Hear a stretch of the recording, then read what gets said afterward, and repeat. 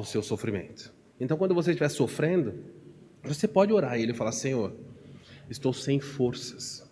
Ele sabe.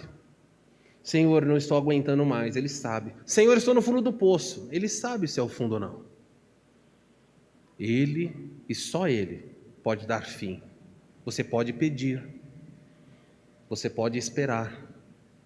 Mas você precisa aguardar a vontade dEle. Volte as páginas da sua Bíblia para Lamentações, versículo 1. Eu sou o homem que viu a aflição pela vara do furor de Deus. Ele me levou e me fez andar em trevas, não em luz. Está falando de sofrimento aqui ou não? Jeremias está falando: Deus fez isso comigo. Deveras, Ele volveu contra mim a sua mão, ou seja, Ele virou a sua mão contra mim. De contínuo, todos os dias, Deus fez isso. Ele fez envelhecer a minha carne e a minha pele e despedaçou os meus ossos. Edificou contra mim e me cercou de veneno e dor. Esse é o profeta de Deus, na Bíblia conhecido como profeta chorão. Por isso o texto chama as lamentações. Ele está se lamentando porque o castigo caiu sobre Jerusalém, sobre Israel, de modo geral, e ele sofreu. Estava ali um profeta de Deus. Ele não era culpado por aquilo, mas está sofrendo. Verso 8. Ainda quando clamo e grito, ele não admite a minha oração. Já passou por isso? Senhor, me ajuda. E Deus fala: não. Deus tornou mal por isso? Não. Ele está dizendo assim: existem momentos em que você vai gritar e eu não vou socorrer. Eu não vou, porque eu tenho um projeto. Quando minha mãe levava para tomar injeção, eu gritava, chorava. E mesmo assim ela mandava aplicar a injeção. Porque existe um projeto. Isso não significa. Primeira vez que eu tive que fazer uma obturação no dente, eu me recusei a levar anestesia. E o dentista falou: não, eu tenho que dar anestesia. Eu falei: pode fazer sem, eu não quero. Estava com medo da agulha. E segurei forte na cadeira, as lágrimas desciam e a broca. Me perdoe os dentistas aqui. A broca vinha, mas eu falei: não vou. Eu tinha mais medo da injeção do que da broca.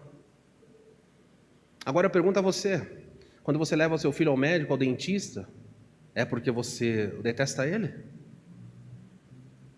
Há sofrimentos que são impostos por amor. Eu tenho que voltar para outro. Versículo 28. Eu tenho que voltar lá para terminar. Versículo 28 só.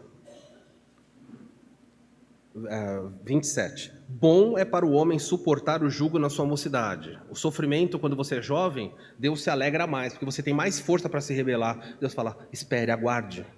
Não é só para gente idosa. Verso 28. Assente-se solitário e fique em silêncio, porquanto esse jugo Deus pôs sobre ele.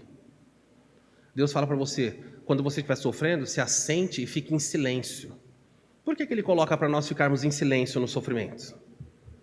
Porque a tendência do cristão não é que você não deve pedir. O silêncio aqui é da reclamação. O senhor não está vendo o que está acontecendo? O senhor vai fazer isso? O senhor vai permitir isso?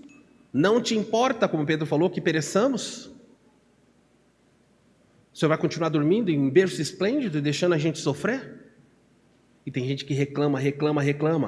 Um dos textos mais claros disso na Bíblia é quando o povo queria apedrejar Moisés, porque estava diante do mar. E Faraó vindo com seu exército. E Moisés vai falar com Deus: Deus, olha o povo. E Moisés ouve a resposta de Deus: por que clamas a mim? Para de falar. Anda. Mas como eu vou andar? Tem o mar. O mar está na frente e falou: Moisés, para de falar. Anda. E mais, ele diz assim para o povo: mande o povo se aquietar, porque hoje eles verão livramento. Por que Deus mandou o povo ficar quieto? Porque o povo estava murmurando e reclamando. Há muitas igrejas, há muitos cultos que são verdadeiros muros de lamentação. A pessoa chega na igreja para reclamar de Deus, reclamar da vida. E Deus fala assim: ó, para de reclamar. Eu coloquei sobre você o sofrimento, espera o meu tempo. Eu vou terminar com o último versículo, tenho que voltar para o Apocalipse. Verso 29. Põe a sua boca no pó. Talvez haja esperança. Dê a face àquele que o fere. Quem é que está ferindo aqui? É Deus. E farte-se da sua afronta. Por quê? Olha que lindo. Se terminar aqui, a gente vai querer se matar depois do culto, né? Por que isso? O Senhor não o rejeitará? para sempre. Deus deixa o sofrimento vir, mas Ele não deixa o sofrimento perdurar sempre. O último versículo 33, porque o Senhor não aflige e nem entristece de bom grado os filhos dos homens. Deus não tem prazer no seu sofrimento, mas Ele precisa limpar as nossas vidas, limpar a igreja, e o sofrimento é muito eficaz em tudo isso. 10 dias de tribulações, a igreja passou.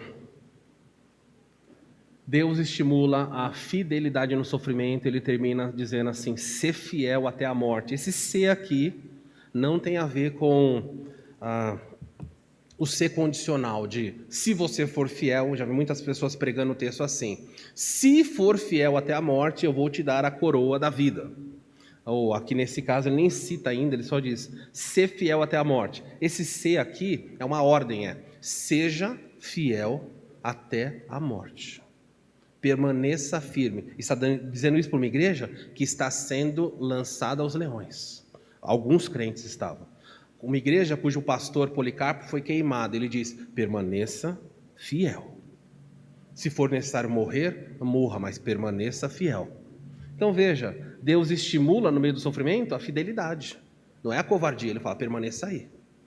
Paulo nos diz em Romanos 12, ofereçam a Deus sacrifício vivo, santo e agradável, que é o vosso culto racional. Sabe o que era um sacrifício vivo? Foi o que Policarpo fez. Queriam crucificá-lo para queimá-lo. Ele falou, não precisa fazer não, eu vou ficar aí. Pode acender o fogo porque eu não vou sair. Isso é sacrifício vivo. Todo o sacrifício do Antigo Testamento, primeiro ele era imolado, ele era morto. Você cortava o pescoço do cordeiro e depois jogava ali para ser queimado. Porque se você jogar o cordeirinho vivo no fogo, o que o cordeiro faz? Ele sai correndo. Mas quem se ofereceu como sacrifício vivo? O próprio Jesus. E Ele diz para nós, vocês precisam ser um sacrifício vivo. Sabe o que é isso? É você ver, muitas vezes, o sofrimento que está reservado a você, e você humildemente falar, Senhor, dá-me força, e você entrar e ficar lá. Gente, isso é muito poderoso. No seu trabalho as pessoas estão olhando para você. Na sua família estão olhando para você. E se você é um resmungão, uma resmungona, um murmurador na sua casa, quando o sofrimento chega, a pessoa fala, qual é a diferença de nós? Não tem diferença nenhuma. Você perde o emprego, você xinga como eu xingo. Você murmura como eu murmuro. Você reclama como eu reclamo. Se não há diferença entre nós no sofrimento, como é que você pode mostrar para as pessoas que você tem fé?